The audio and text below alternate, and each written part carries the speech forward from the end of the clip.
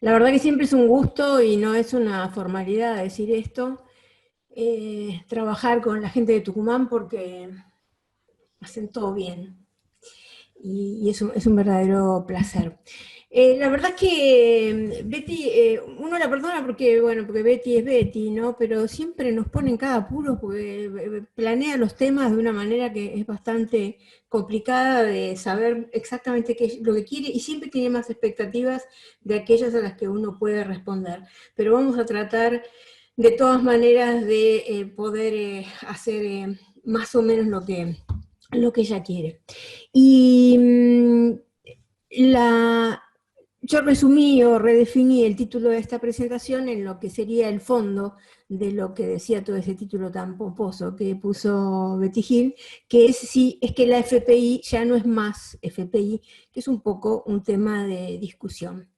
Bueno, estos son mis conflictos de intereses y antes que nada no quiero iniciar esta presentación sin hacer un tributo verdaderamente sentido a todos nuestros colegas trabajadores de la salud que se han enfermado mal o que han muerto durante estos meses en la epidemia de COVID y que ya que el resto de la sociedad parece haberlos olvidado, por lo menos nosotros como sus compañeros y colegas tendríamos que tenerlos presentes porque esto no ha sido un evento menor en la vida de nadie. Bien, primero, ¿de dónde sale el término de fibrosis pulmonar hepática y por qué puede ser cierto que nos tengamos que desprender de esto? El término existe desde hace mucho tiempo, en realidad aún desde el siglo XIX, pero recién lo empieza a usar Robbins. Todos recordamos el trabajo de Lebo y Carrington, aún aquellos que no habían nacido, que inaugura esto de dividir la fibrosis pulmonar en patrones, cuando se empieza a generalizar la biopsia quirúrgica, pero es recién Crystal, que trabajaba con Haringey, en el año 76, que empieza a generalizar el término en varios trabajos. El otro hito importante es que en el año 98 Ann Kassenstein, en ese momento patóloga de la Mayo Clinic de Rochester, describe la NSIP. Y uno dice, ¿qué importancia tiene? Bueno, que separa la NSIP de la UIP y entonces estrecha de manera muy práctica y con muchas implicancias terapéuticas lo que es el pronóstico de esta enfermedad a la que llamamos fibrosis pulmonar idiopática. En el año 2004 se empieza a cada uno que trataba de haberse adueñado de la fibrosis pulmonar idiopática empieza a decirse, no, mira, esto no es patrimonio de los radiólogos, no es patrimonio de los patólogos, no es esto es requiere un trabajo multidisciplinario, y esto finalmente termina en que en el año 2011 se produce el primer consenso importante para definir la FPI, y del cual lo más importante aún ahora es que para ser FPI hay que ser UIP desde el punto de vista anatomopatológico.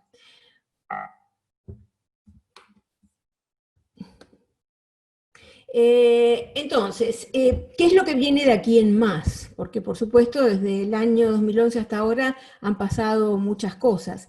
Hay cosas que sabemos, ¿no? Que la FPI es una condición heterogénea y compleja que está asociada con varias alteraciones genéticas y que está asociada a determinadas exposiciones.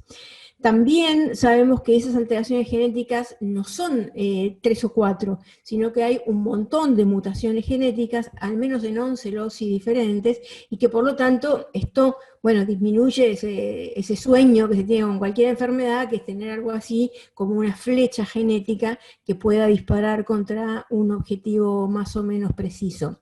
Y además, no solamente, al igual que en el cáncer, hay alteraciones, mutaciones, transcripciones genéticas, sino que hay diferentes perfiles epigenéticos. ¿Qué importancia tiene esto? Que remarcar que el concepto es complejo, que lo que sabemos de la patogénesis lo sabemos, pero que no está teniendo todavía, no es que uno puede decir, bueno, la fibrosis pulmonar idiopática se produce por un acortamiento de los telómeros en el cromosoma tanto de tal gen. No estamos en ese momento todavía. Sabemos que no solamente los genes son importantes, está la microaspiración, los polvos tanto de madera como de metal, los virus y las drogas, todos ellos han sido relacionados epidemiológicamente con la aparición de fibrosis pulmonar idiopática, y por supuesto el tabaquismo, que ya hace bastantes años viene asociado a una mayor prevalencia de la fibrosis pulmonar idiopática.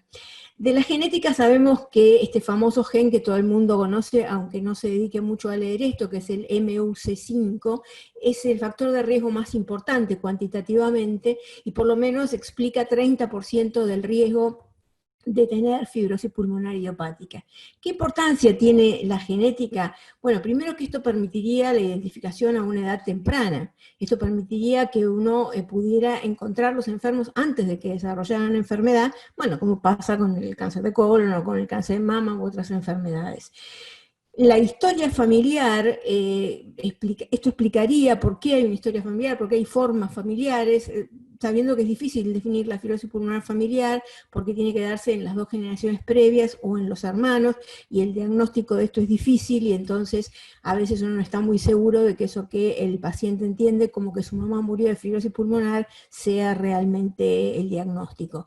Pero además sabemos que tanto la forma familiar como la forma esporádica comparten mismos patrones de riesgo genético, tienen los mismos factores de riesgo. Entonces uno diría, esto quiere decir que hay muchas de las cosas que podemos conocer de la fibrosis pulmonar familiar, que es más fácil de estudiar en términos de genética, que pueden ser aplicables en el futuro inmediato a la fibrosis pulmonar esporádica. Pero también hay una cosa que no hay que olvidar, y es que la fibrosis pulmonar idiopática es una enfermedad que es inusual a menos de los 50, en pacientes menores de 50 años, y además que la fibrosis pulmonar idiopática es, es como la desesperanza. La prevalencia se duplica cada década. A partir de los 50 años, la cantidad de pacientes se duplica. Entonces, obviamente, está relacionada con la edad. Entonces, teniendo en cuenta la importancia de la genética, a mí me interesaba recordarles esto que casi todos ustedes lo deben haber visto. 10 fingers, 10 toes, that's all that used to matter. Not now. Now, only seconds old, the exact time and cause of my death was already known.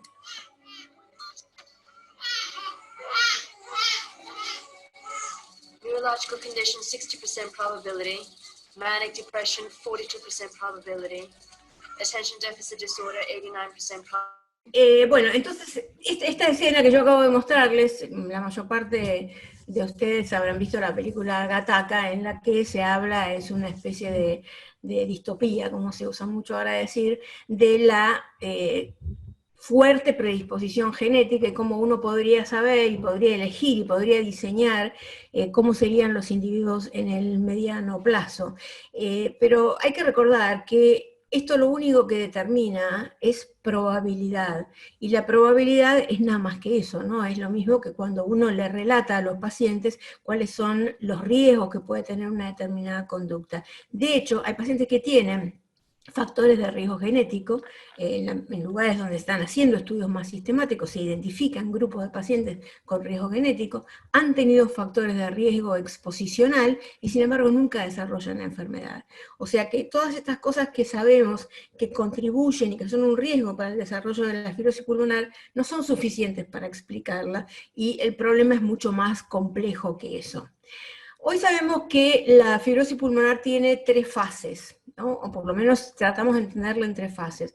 Una fase de predisposición, una fase de activación y una fase de progresión, que sería la verdaderamente fibrótica, digamos. Bueno, en esa primera fase de predisposición, el insulto ambiental en un individuo, perdón, pero esto me molesta mucho.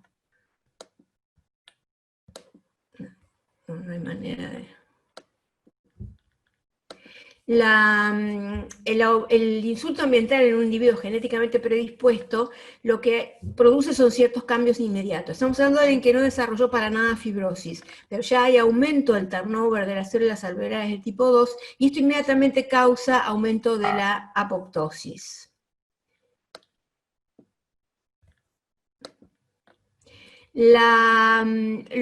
Este aumento de estos cambios durante la fase, insisto, de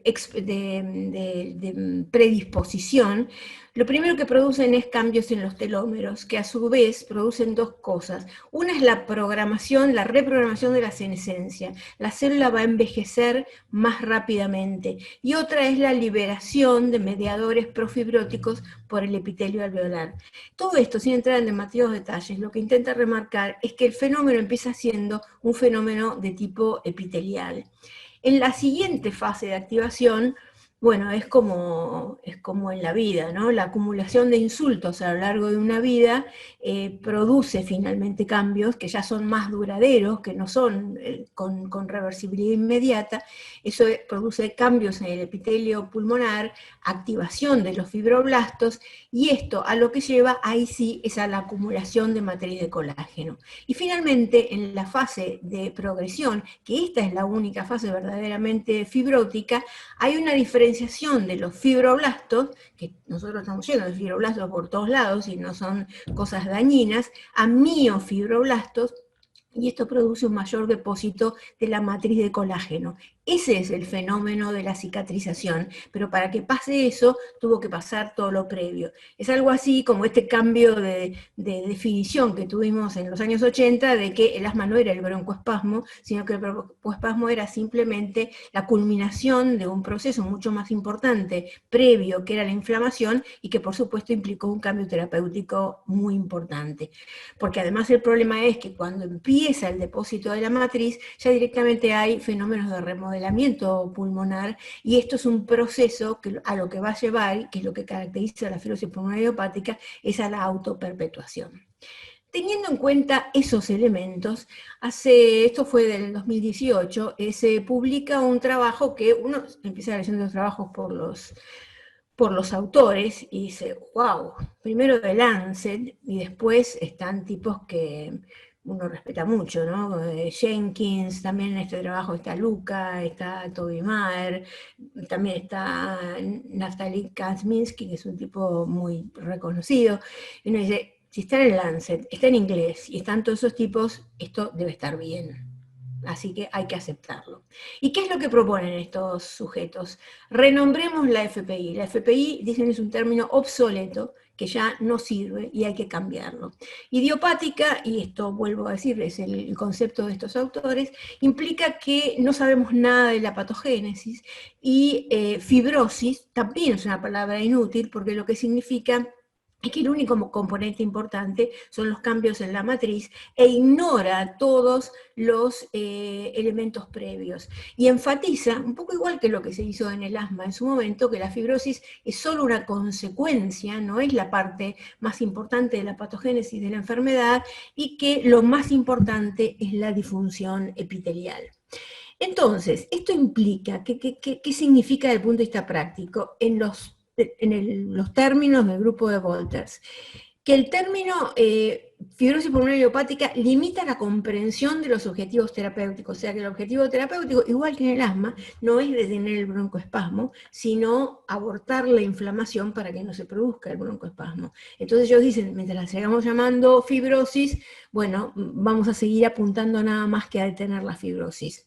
Que llamar antifibróticos a la pirfenidona y al nintedanib es prematuro, porque en realidad no hay nada que haya demostrado que actúan efectivamente sobre lo único de todo esto, de lo que hemos hablado, que es fibrosis, que es el depósito de la matriz de colágeno. Sabemos que funcionan, pero no es que sabemos que funcionan de esa manera.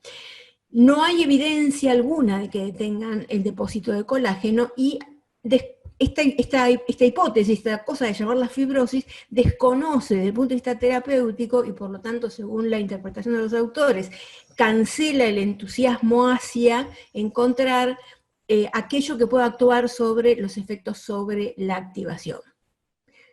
Entonces, estamos perdidos, se murió la FPI, pueden ir cerrando todos los micrófonos, no tenemos más jornada. No hay más lugar en el futuro para la FPI.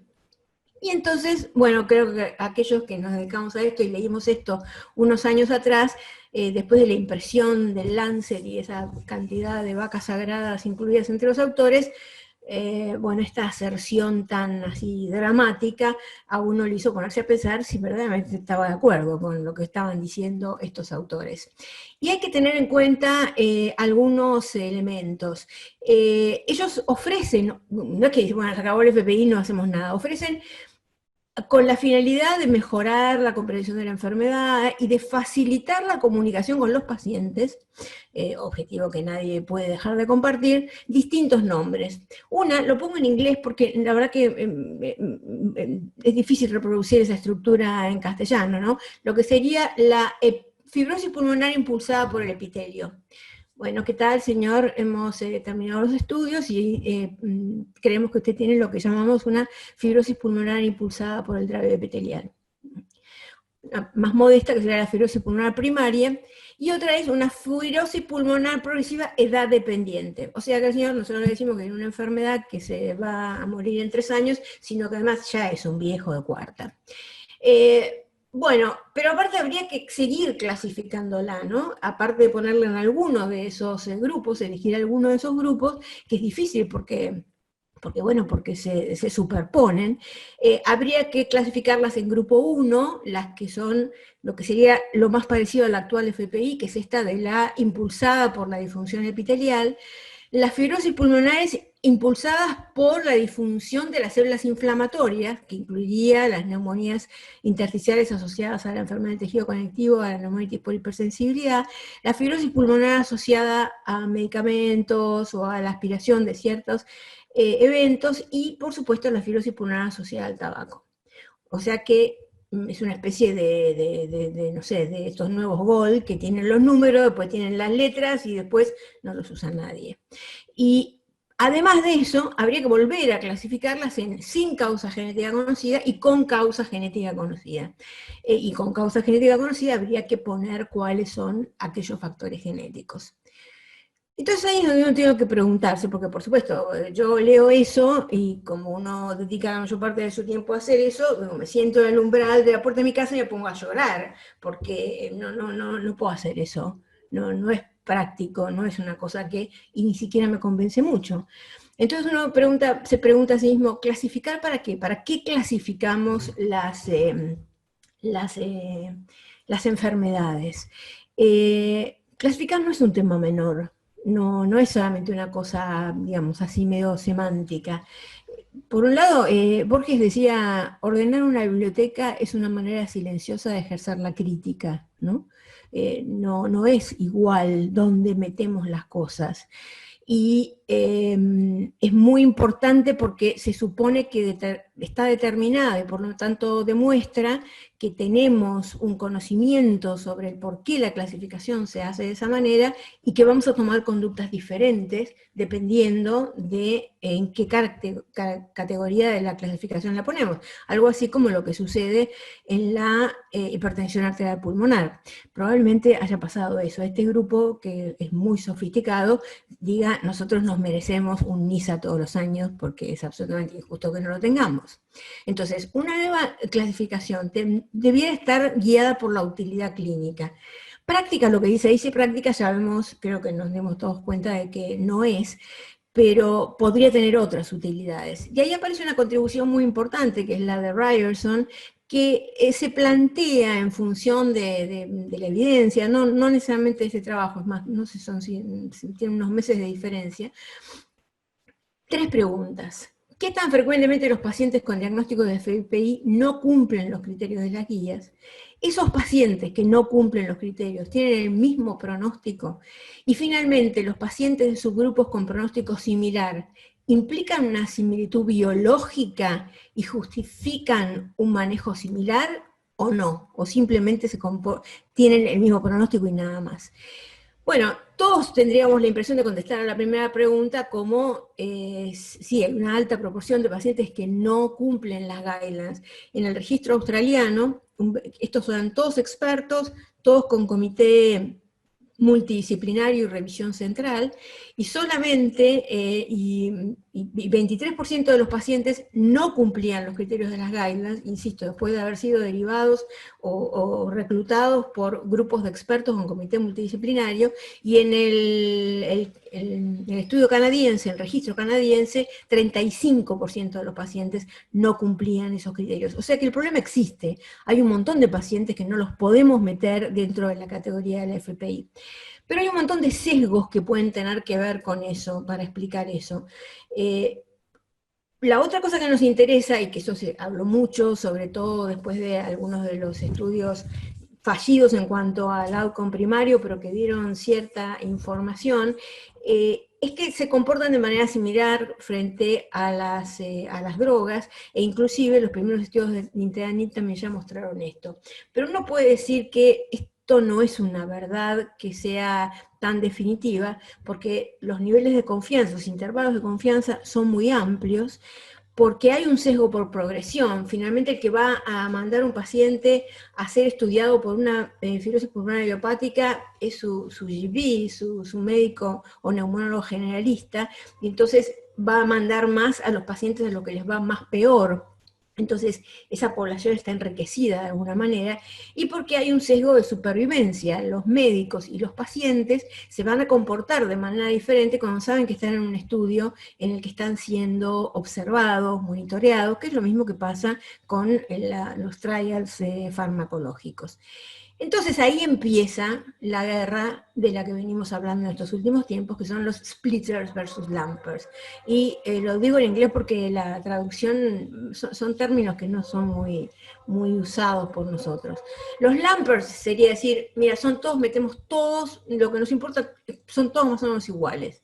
Bueno, facilita mucho, porque es lo que hemos discutido en varios casos en particular. Bueno, finalmente, si no es una FPI, esto es un paciente que tiene progresión de enfermedad como si fuera una FPI, y por lo tanto las drogas le deben servir lo mismo.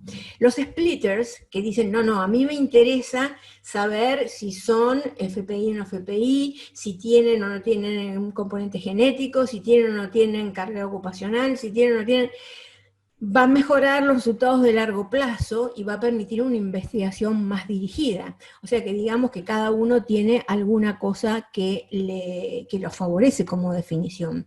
Pero siempre con la sensatez de Atul Wells, él lo que dice es, bueno, pero necesitamos un disociación, o un lumping, una juntada, digamos, más inteligente, o una división más inteligente. Porque con esto de simplemente querer separar todo, pero que sin que nos lleve a una consecuencia práctica, probablemente no estamos haciéndole ningún beneficio a nadie. También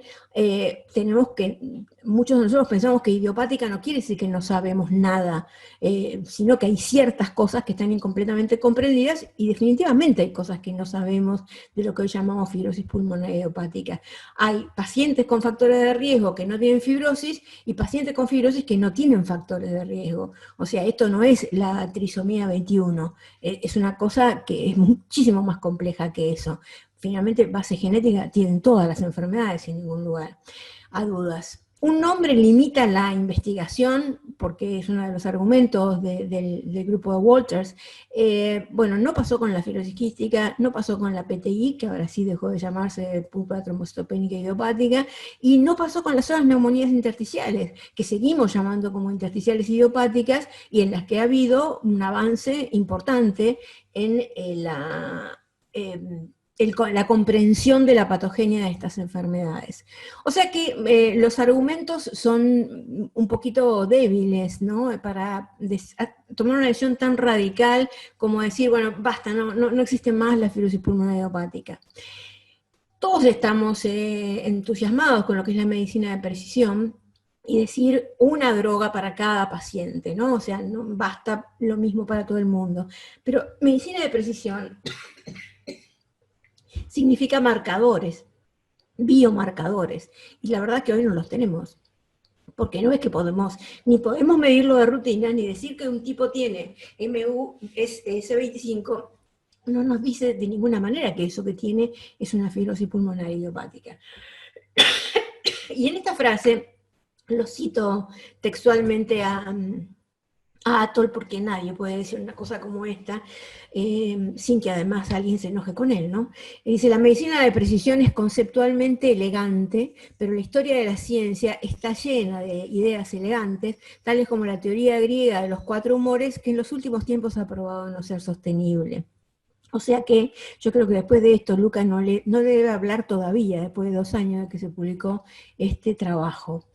Entonces, la propuesta que hace Atoll es, y si en vez de separarlas, de tratar de decir que si es genética, que si no lo es, que si tiene causa, que si... buscamos lo que tienen en común. ¿No podrá ser más práctico eso? ¿Y qué es lo que buscamos? Aquellas que tengan un comportamiento tipo FPI. ¿Y qué es lo que podríamos concebir como un fenotipo fibrosante progresivo?